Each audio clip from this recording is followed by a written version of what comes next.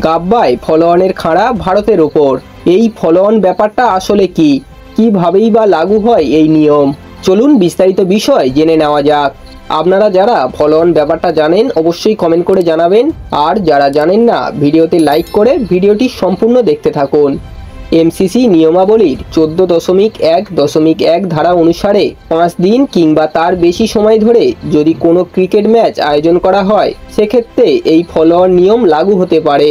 প্রথম ইনিংসে যদি কোনো দল আগে ব্যাট করে বিপক্ষের থেকে 200 কিংবা তার বেশি রানের ব্যবধানে এগিয়ে থাকে, তাহলে দ্বিতীয় দলকে ফলোঅন করানো যেতে পারে। গাব্বা টেস্টে অস্ট্রেলিয়া আপাতত প্রথম ইনিংসে 200 রানের বেশি এগিয়ে রয়েছে, কারণ অস্ট্রেলিয়া বাহিনী প্রথমে ব্যাট করতে নেমে 445 রান করেছিল। এই পরিস্থিতিতে ভারত যদি 200 কিংবা তার বেশি রানের ব্যবধানে অল আউট হয়ে যায়, তাহলে টিম ইন্ডিয়াকে আবারও ব্যাট করতে নামতে হবে।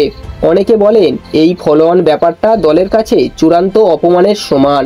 যদিও বর্তমান টেস্ট ক্রিকেটে এই নিয়মটা উঠে গিয়েছে বলা যেতেই পারে। অস্ট্রেলিয়া কি করে সেটাই এখন দেখার। মঙ্গলবার অর্থাৎ 17ই ডিসেম্বর গাব্বা টেস্টের চতুর্থ দিন দুর্দান্ত ব্যাট করলেন রাহুল। অল্পের জন্য তিনি 100 রান মিস করেন। প্রথম ইনিংসে রাহুল 84 রান করে আউট হয়েছেন। তার এই ইনিংসে 8টি বাউন্ডারি রয়েছে।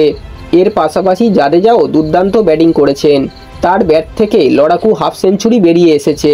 বন্ধুরা, এই ছিল আজকের ভিডিওটি কেমন লাগলো অবশ্যই কমেন্ট করে জানাবেন। ভিডিওটি ভালো লাগলে একটা লাইক করে দেবেন এবং এই ধরনের ক্রিকেট নিউজ সবার আগে পাওয়ার জন্য চ্যানেলটিকে অবশ্যই সাবস্ক্রাইব করে দেবেন।